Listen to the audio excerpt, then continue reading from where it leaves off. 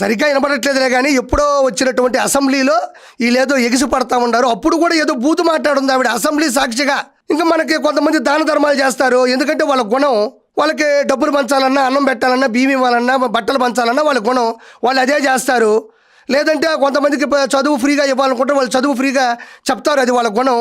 ఈవిడ గుణం ఏంటి? ఏ సందర్భమైనా, ఎలాంటి పరిస్థితులైనా, ఎలాంటి వేదికైనా, ఎలాంటి వారున్నా, ఎంతమంది ఉన్నా, ఎదురుగా ఎలాంటి పరిస్థితులు నెలకొని ఉన్నా ఆవిడకి వచ్చింది బూతులు తిట్టడం, బూతులు అడగడం, ఎదుటి వారిని అవమానించడం. ఆవిడని ఏమన్నా అంటే మాత్రం నేను మహిళని అంటది. ఈవిడొక్కడే మహిళ. గూగుల్లో కొట్టండి, ప్రపంచంలోనే అద్భుతమైన వీర నారి మహిళ స్త్రీ ఎవరిని కొడితే 420 CM అని కొడితే జగన్ ఎలా వస్తాడో, అద్భుతమైన ప్రపంచ వీర మహిళ, యుద్ధాలు చేసినటువంటి మహిళను కొడితే ఈవిడ పేరు వస్తుంది. కాబట్టి కొట్టి చూడండి. అందుకనే కదా పోస్ట్ పెట్టింది, నా మీద ఇలా చేస్తున్నారు. మరి ఈవిడ మాట్లాడినటువంటి మాట అసెంబ్లీలో భాష బయట కాదు, ప్రశ్నల ముందు అదే, వేదికల ముందు అదే, సభల ముందు అదే, సమీక్షల ముందు అదే, సమావేశాల్లో అదే, అసెంబ్లీలో కూడా అదే. అందుకనే కదా ఈరోజు నగిరిలోకి రాలేకపోతాం, అసెంబ్లీలో తిరగలేకపోతున్నావు.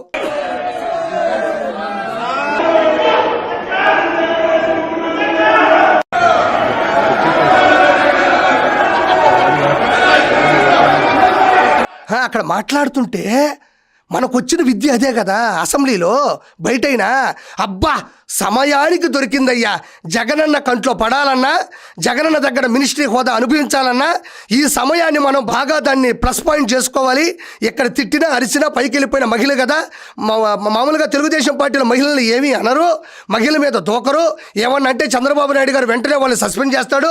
కాబట్టి ఆ ధైర్యంతో ముందుకెళ్ళి మాట్లాడిస్తే జగనన్న కంట్లో పడితే పైన ఉండేటువంటి సీసీ కెమెరాలు మళ్ళీ జగనన్న చూసుకుంటాడు. కాబట్టి మనం ఏదైనా సాధించవచ్చు, ఎంతైనా సంపాదించవచ్చు అని ఏమి మాట్లాడుతుంది ఇక్కడ.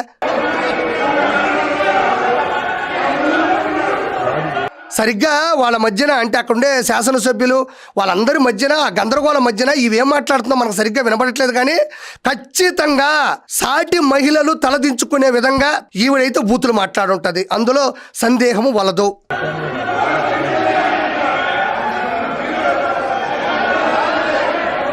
క్యారెక్టర్ అసాసినేషన్ చేస్తుంది. అచ్చెన్నాయుడు గారిని అసెంబ్లీ సాక్షిగా క్యారెక్టర్ అసాసినేషన్ చేస్తుంది శారీరకంగా. ఈ విధంగా ఎవరైనా నన్ను చంపగలరా, రేప్ చేయగలరా? నేను ఇలాంటి భాష నా వీడియోలు మొత్తం చూడండి. నేను ఆర్కే రోజా మీద మాట్లాడినటువంటి భాష కానీ, నేను వాడిన పదాలు కానీ, ఈవిడ వేస్తున్న ఈ రీల్లో నాదొక 0.1% ఉంటుందా? ఈవిడ బూతుల సామ్రాజ్య యూనివర్సిటీకి ప్రిన్సిపాల్. నేను ఆ దరిదాపులో ఒక ఎగ్జామ్కైనా పోగలనా? కనీసం ఆ డేటు తీసుకొని వెళ్ళే పరిస్థితి నాకుందా? అలాంటి బూతుల సామ్రాజ్య పితామహురాలు, బూతుల సామ్రాజ్య యూనివర్సిటీకి ప్రధానోపాధ్యాయులు, ప్రిన్సిపాలు, హెడ్ మాస్టరు, ఇలాంటి బూతులు నేను మాట్లాడగలనా? మీరు చెప్పండి.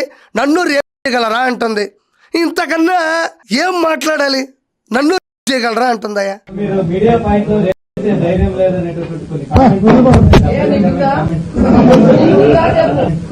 అక్కడ పత్రికా విలేకరులు అడుగుతున్నారు, మీకు రేప్ చేసే దమ్ము ధైర్యం ఉందా అని అడిగారు కదండి. ఏంటి అంటే నీకుందా? లైవ్ అండి అది, అప్పట్లో లైవ్, అది పెద్ద వైరల్ కూడా అయింది. నీకుందా అంటే మనం మాట్లాడేసాము, అది తప్పు అయిపోయింది, కంట్రోల్ తప్పాము, మనం ఇలా మాట్లాడకూడదు, ప్రజలు దాన్ని హర్షించరు. ప్రజాస్వామ్యంలో ఓట్లు వేస్తేనే కదా మన అసెంబ్లీకి వెళ్తాం, ఎమ్మెల్యే అవుతాం, దాని మీద లేకపోతే మినిస్టర్ అవుతాం, ఇన్ని ఉంటాయి కదండి. తర్వాత కూడా ఏమాత్రం ఆలోచించలేదు, ఏమాత్రం సందేహించలేదు, ఏమాత్రం తగ్గలేదు. మళ్ళీ అదే పౌరుషంతో, పరుష పదజాలంతో నీకుందా అంటే ఈవిడ బూతుల్లో ఎంత దూరమైనా వెళ్ళగలిగినటువంటి కోర్సు చేసిన ఆఫ్ కోర్స్ మహిళ.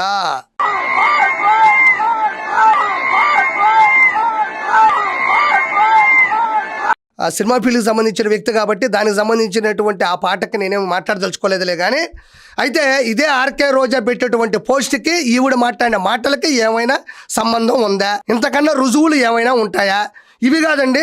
నేను రాజకీయాల్లోకి వచ్చిన తర్వాత నేను ఈవిని ప్రశ్నించినటువంటి కొన్ని ప్రశ్నలు మళ్ళీ మీ ముందు పెడతాను. నేను అడగడం తప్ప లేదో చెప్పండి. 2013 అక్టోబర్ 6వ తారీఖున మీ సొంత అన్న రాంప్రసాద్ రెడ్డి మీద రాయదుర్గం పోలీస్ స్టేషన్లో కేసు ఎందుకు పెట్టామని అడిగా. అది అవమానించినట్ట, బూతులు తిట్టినట్ట?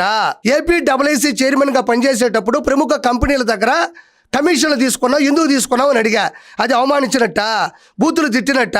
అన్నదమ్ముల సాక్షిగా 3,000 కోట్ల రూపాయలు సంపాదించి నగిరిలో కావచ్చు, మైసూరులో కావచ్చు, మద్దూరులో కావచ్చు, పలు రాష్ట్రాల్లో దాచుకున్నావు.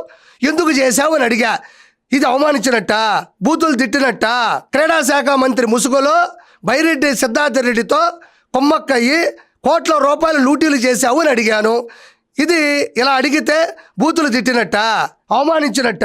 టూరిజం మినిస్టర్ ముసుగులో తిరుమల తిరుపతి దేవస్థానం టికెట్లు అమ్ముకొని కోట్ల రూపాయలు సంపాదించావు, దాచిపెట్టుకున్నావు అని అడిగా. ఇది బూతులు తిట్టినట్ట, ఇది అవమానించినట్ట. కల్చరల్ మినిస్టర్గా పనిచేస్తున్నప్పుడు నీ సొంత సుఖాల కోసం, నీ సౌలభ్యం కోసం, నీ ఆనందం కోసం, నీ కుటుంబం కోసం, నీ పక్కన ఉండే వాళ్ళ ముందు నీ గౌరవం పెంచుకోవడం కోసం ఈవెంట్లు చేసుకొని డ్యాన్సులు వేసావని అడిగా. ఇది తప్ప, ఇది అవమానించినట్ట. నువ్వు మాట్లాడుతున్నటువంటి భాష కరెక్ట్ కాదు అని పదే పదే వేలెత్తి చూపా. అది తప్ప, అది అవమానించినట్ట, అది బూతులు తిట్టినట్ట. పవన్ కళ్యాణ్ గారిని పట్టుకొని ఆయన వయసు ప్రస్తావన తీసుకొచ్చి గాడిద అని నువ్వు సంబోధిస్తే, నిన్ను గాడిద అంటే మాత్రం గట్స్, నీ గట్స్ అవి. ఏరే వాళ్ళు పంది అంటే పెర్ఫార్మెన్స్. కన్నీళ్ళు వచ్చేస్తాయి. సాటి మహిళని ఇలా అంటారా అంటావు, మహిళలను దుర్భాషలాడుతున్నారు అంటావు. ఎదురు వ్యక్తులకి ఎవ్వరికి వాళ్ళకి అవమానం ఉండదు. వాళ్ళని తిడితే వాళ్ళు బాధపడరు, వాళ్ళకి పరువు పోదు. వాళ్ళు మనుషులు కాదు, వాళ్ళు అన్నమే కదా తింటారు, నువ్వు కూడా అన్నమే కదా తింటావు. ఎదుటి వాళ్ళని మాత్రం వెనక ముందు చూసుకోకుండా గాడిదనేస్తావు. తమరు మాత్రం పంది అంటే పెర్ఫార్మెన్స్. ఇంకా వల కన్నీళ్ళు వచ్చేస్తాయి. నీకొస్తే కన్నీళ్లు, వేరే వాళ్ళకి వస్తే కొలాయి నీళ్లు. అంటే అవి మా కన్నీళ్లు కాదు. నిన్ను ఒక్క మాట కూడా అనకూడదు.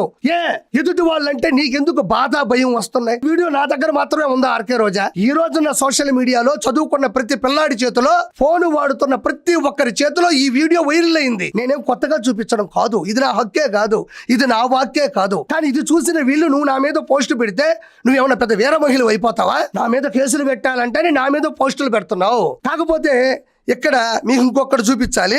దాని తర్వాత అంబటి రాంబాబు కూడా ఏదో నిన్న ఒక ట్వీట్ చేస్తూ దాంట్లో ఒక వీడియో పెట్టాడు. ఇక్కడ అంబటి రాంబాబు కూడా ఏదో ఒక ప్రెస్ మీట్లో మాట్లాడుతూ, అది ఎక్కడో ట్వీట్లో వచ్చిందండి, ఎక్స్లో. ఇక్కడ పలు మంది పేర్లు, సీమరాజ గారి పేరు కావచ్చు, మిగతా చాలా మంది పేర్లు చెప్తూ కిరాకార్పిని వీళ్ళందరినీ కూడా పెంచి పోషిస్తుంది నారా లోకేష్ గారు అంటున్నాడు. మరి శ్రీరెడ్డిని పెంచి పోషించింది, పంచప్రభాకర్ని పెంచి పోషించింది, పోసాని కృష్ణమల్లిని పెంచి పోషించింది, బోరుగడ్డ అనిల్ని పెంచి పోషించింది, వర్రా రవీందర్ రెడ్డిని, సజ్జల భార్గవ్ రెడ్డిని, ఇంకా చాలామంది ఉన్నారు. చెప్పుకుంటూ పోతే ఒక గంట పడుతుంది. వాళ్ళందరినీ పెంచి పోషించింది ఎవరు? అసలు అంబటి రాంబాబుని పెంచి పోషిస్తున్నది ఎవరు? మాటికి వస్తే మైకు పెట్టుకొని పేపర్ పట్టుకొని తెగ మాట్లాడుతుంటావు కదా. ప్రజల డబ్బుతో ప్రజల తోట ఒకటి నిర్మించాడండి అంబటి రాంబాబు. దాని పేరు ప్రజల తోట. అక్కడ ఉన్నటువంటి మామిడి చెట్లు కావచ్చు, పలు రకాల చెట్లు కూడా అన్నీ కూడా ప్రజల డబ్బును నొక్కేసి ప్రజల డబ్బుతో నిర్మించుకున్నటువంటి, కట్టుకున్నటువంటి తోట. ఆ తోట పేరు నేను పెడుతున్నా వినండి, అది ప్రజల తోట. ప్రజలందరూ కూడా వెళ్ళి అక్కడ మామిడికాయలు కోసుకోవచ్చు, నిమ్మకాయలు పిండుకోవచ్చు, ఏదన్నా పూలుంటే తీసుకొని వెళ్ళి దేవుడు కూడా పెట్టుకోవచ్చు. ఎందుకంటే ఆయన పలు రకాల వీడియోలు చేశాడు. నాకు ఒక తోట ఉంది, మామిడికాయలు చేతికి వచ్చేసాయి, కోసేస్తున్నాను, ఈ తోటలోనే రానున్న రోజుల్లో శేష జీవితం గడిపేస్తానని చెప్తుంటాడు. కానీ ఆ తోట ఆయనది కాదండి, అది ప్రజల డబ్బుతో కొన్నటువంటి, కొట్టేసినటువంటి తోట. అది ప్రజల తోట. ప్రజలు ఎప్పుడైనా కూడా ఆ తోటలోకి వెళ్ళొచ్చు, మీరు వీడియోలు తీసుకోవచ్చు. అక్కడ ఉన్నటువంటి ధాన్యం కావచ్చు, పూలు కావచ్చు, ఏదైతే మన పళ్ళు ఉంటాయో అవన్నీ ప్రజలకు సంబంధించినటివి. కాబట్టి దాని మీద పూర్తి హక్కు ప్రజలకు ఉంది, మీరు వెళ్ళిపోండి. ఇక్కడ అంబటి రాంబాబు మాట్లాడుతున్న విధంగా నేను చెప్పాలి అంటే, అక్కడ ఆర్కే రోజా చెప్పిన దానికి ఈయన చెప్పిన దానికి అంతే. పెంచి పోషిస్తున్నది ఎవరు? ఆర్కే రోజాను కూడా పెంచి పోషిస్తున్నది ఎవరు? అంబటి రాంబాబుని పెంచి పోషిస్తున్నది ఎవరు? గతంలో ఆడపడుచు భువనేశ్వరి గారిని అసెంబ్లీ సాక్షిగా అంబటి రాంబాబు, కొడాలి నాని లాంటి వాళ్ళు దుర్భాషలాడితే దాన్ని సమర్థించింది ఎవరు? జగన్మోహన్ రెడ్డి. ఇలాంటి దొంగల్ని, ఇలాంటి వాళ్ళని పెంచి పోషిస్తున్నది, వాళ్ళకి డబ్బులు వేస్తున్నది, స్క్రిప్ట్ పంపిస్తున్నది, స్క్రాప్ మందిని జనాల్లోకి తోస్తున్నది ఎవరు అంటే జగన్మోహన్ రెడ్డి. దాని గురించి మనం ప్రత్యేకంగా చెప్పనక్కర్లేదు. గతంలో నా భార్య గురించి వర్రా రవీందర్ రెడ్డి అని ఒక వ్యక్తి, మిగతా వాళ్ళు కూడా కిరాకార్పి భార్య ఓయో రూమ్లో దొరికింది అని ఒక ఆర్టికల్లే రాసి సోషల్ మీడియా మాధ్యమంలో దాన్ని వైరల్గా తిప్పారు. ఏం ఆర్కే రోజా, నా భార్య ఆడమనిషి కాదా? నా భార్య, నా సతీమణి మహిళ కాదా? నేను, నీ నెంబర్ నా దగ్గర ఉంది, నేను ఇప్పుడు నీ వాట్సాప్కి ఆ ఆర్టికల్ పంపిస్తా. దాన్ని చదివిన తర్వాత నువ్వేం మాట్లాడతావో నాకు వినాలనిపిస్తుంది. నేను నిన్నన్నానో లేకపోతే పలువురు 10 మంది అన్నారనో నువ్వు ఇంత వలవల కన్నీళ్ళు పెడుతున్నావు కదా. మరి నా భార్య గురించి, నా సతీమణి గురించి, నా అర్ధాంగి గురించి మీ వైఎస్ఆర్సీపీ వాళ్ళు వైఎస్ఆర్సీపీ అఫీషియల్ పేజెస్ లో పెట్టారు. కిరా కార్పి భార్య సీమరాజుతో ఉంది అని ఒక ఆర్టికల్లే పెట్టారు, ఒక పోస్ట్ చేశారు. దీని గురించి నువ్వేం మాట్లాడతావో వినాలని ఉంది. దీని గురించి నాకు ఏం సంజాయిషి ఇస్తావు, తిరిగి నాకు ఏం రిప్లై ఇస్తావో కూడా నాకు చూడాలని ఉంది, వినాలని ఉంది. కాబట్టి సోషల్ మీడియా ఉంది, పిఆర్ టీం ఉంది, మనం చెప్తే వింటే ఈ చేష్టాలు చేసే కదా నగిరిలో జనాలు నిన్ను దగ్గరకు రానికుండా చేస్తున్నారు. నీకు ఈ రోజు నగిరిలోకి వెళ్ళి నిలబడే దమ్ముందా? ఎమ్మెల్యేగా కాదు, ఎమ్మెల్యేగా నిలబడతావు, ఓడిపోతావు. అదర్వైజ్ ఈ రోజు నగిరిలోకి వెళ్ళి 10 నిమిషాలు నిలబడే దమ్ము ధైర్యం నీకుందా? కాబట్టి ఎదుటోళ్ళ గురించి మాట్లాడేటప్పుడు మనం మాట్లాడిన మాటలేంది, మనం చేసిన చేష్టాలేంది, మన పరిస్థితులేంది, మనం ఎంత దిగజారిపోయాం, మనం ఎంత అమ్ముడిపోయాం, మనం ఎందుకు ప్రజలు 45,004 ఓట్లతో చేత్కరించారు, ఎందుకు దరిదాపులకు రాని కూడా సత్కరిస్తున్నారని తెలుసుకోవాలని మనస్ఫూర్తిగా కోరుకుంటున్నా. Thank you so much.